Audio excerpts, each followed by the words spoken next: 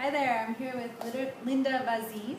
She's a yoga teacher and transformational breath expert, I'll say. Can you also tell us more about what you do? I've been working with people one-on-one for about 20 years. I look at the whole person. I started doing body work like 30-something years ago, and then slowly got into yoga therapy, then Pilates, and then breathwork. And I also studied life coaching as well. And what I've found out is that a lot of physical pain comes from emotional, unprocessed feelings and childhood stuff. So if a person is open to it, I work with them on really physically with the yoga and really alignment-oriented yoga with the yoga wall and strengthening them that way, but also mentally and through breath work to see, what's really stopping them from going forward and what's causing the root of the pain. Oh, I love that. Tell me more about how you work with the breath work with someone in that instance, and what do you usually find with them? Are they surprised, or tell us about the process? I found, there's different kinds of breath work. Depending on what the person's going through, if they have a lot of anxiety, it's a different kind of breath work. If they're willing to go really, really deep, transformational breath is amazing, and I sort of ease people into that. But what I've found mostly is, one is that when you change your breath pattern, you change your life. Mm-hmm. That I've seen happen over and over again, and it's happened for me as well.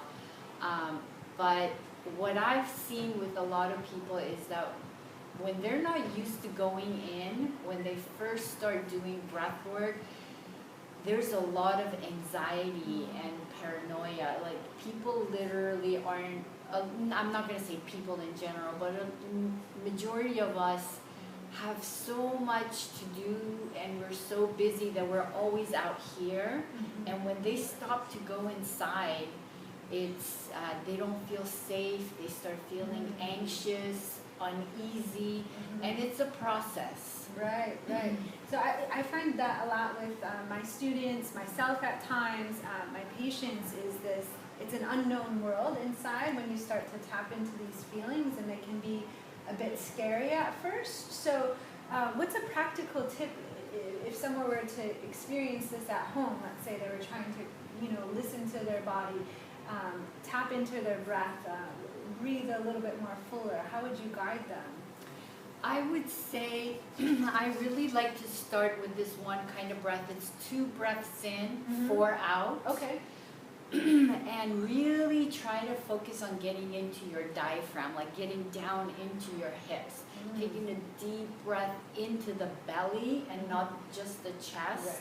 And it first goes all the way into the belly and then the chest, because if you want to get it straight into your chest, then it's not going to go any further. I have all of this on my website if they're interested. But what's that website? It's breathbodyconnection.com. Okay, beautiful. Thank you. So first of all, practicing getting the breath into the belly and being really patient. Like maybe starting with 1 minute, 2 minutes, 3 minutes a day, and then slowly building on that. Because for me, I usually set these huge goals. I'm going to do it for 20 minutes a day, and then you're sort of setting yourself up for failure, and then you won't do it. But also being patient and getting started slowly and getting to know yourself slowly too. It's okay if you feel anxious and unsafe, but when you keep breathing and being patient and kind to yourself, it slowly starts becoming more familiar. Yeah, more comfortable. Although sometimes there's still a day where, like for me, I know when I'm breathing or trying to meditate, I still feel like I'm going to jump out of my own skin. Right. That's the day when I need it the most, though, when I can't sit still, I find. How do you coach or guide someone through if they have a setback, or in your own life, if you hit an obstacle or a challenge? How do you guide yourself to work through that using the breath? It goes back to patience and kindness. You know, and I see that with physical stuff too. When people come in, they're super tight, and the first few sessions that we have, and I want to ask you if you feel that too, they feel a lot of relief, and then we work through it, and then they might have a setback because different areas start opening up, and then they start feeling it in a different location in their body, and they get scared, or it might get worse, and you know, it's like this until it becomes like this. So I think patience, kindness, and persistence. You just keep moving forward, because that's how life is too. I mean, it's not just going straight up. We just hit bumps, and we have to come back and again be patient, kind, and still keep moving forward. Do you find that too? Oh, When people, I describe it similar to you. I say it's not always a straight line to healing. There are setbacks, or even plateaus, which can get really frustrating, or then you doubt yourself. Am I ever going to heal? Am I ever going to feel well? And you just have to stay on the course. Don't give up. Just keep putting one foot in front of the other. And sometimes I say it's good to have, like you suggested, small wins. So, you know, it's not lowering the bar, but making the bar a little bit more practical for yourself, so you can have some successes and then start raising the bar higher. And patience is huge. Right. Yeah, I like the way you just said that. That's a good way to, you know, visualize that. Yeah, good. How do you incorporate wellness and all these techniques into your own life? I am terrible at routines.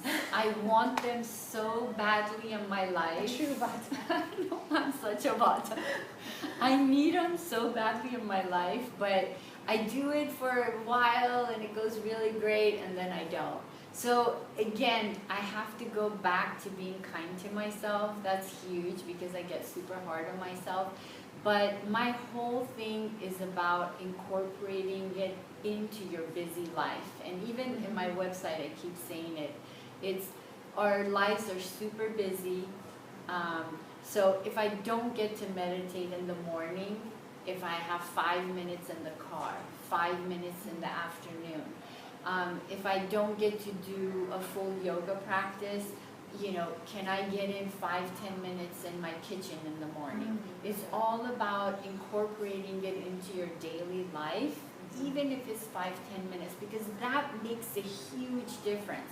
When you really look at it at the end of the week, you know, 5-10 minutes could be an hour or so that you wouldn't have gotten in because you wanted to get that hour in. So I think I get it in whenever I can. I try to live more consciously throughout the day, using breath work, not only like at a sitting, but throughout the day, just constantly being aware and breathing into my, you know, hips, into my belly whenever I remember.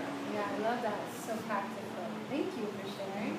Are there any other last words, parting words of wisdom that you'd like to share?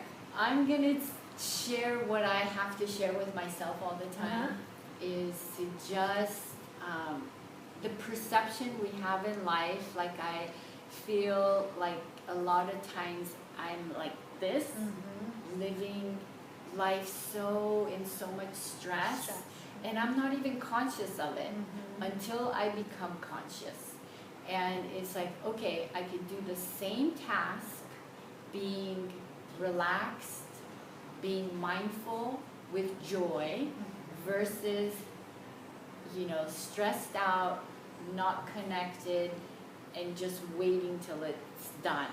Because that's my MO, and I really am stepping back to consciously just know that this is it, this is the only moment we have, and I can do the same thing with joy and relaxation versus, you know, tense and angst. So the more I practice, the more I become that. So if we could just shift that perception, it's just in the mind, that little shift in the perception can make a big difference. Yeah, I remember I went to a Judith Hansen Lassiter training, a restorative training. Oh my goodness, this was probably over a decade ago.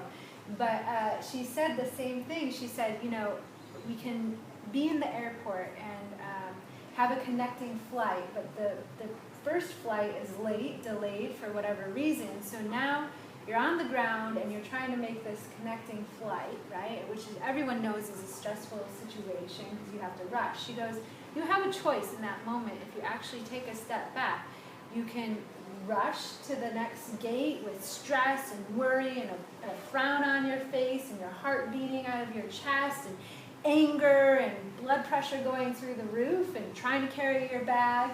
Or you can make a game of it and like see if you can race yourself to the gate and have it be fun and playful, like Exactly. like a kid, like laugh at this moment. Oh my gosh, I'm so silly, running to the gate with all my bags and just my dress, and I must look so silly, you know.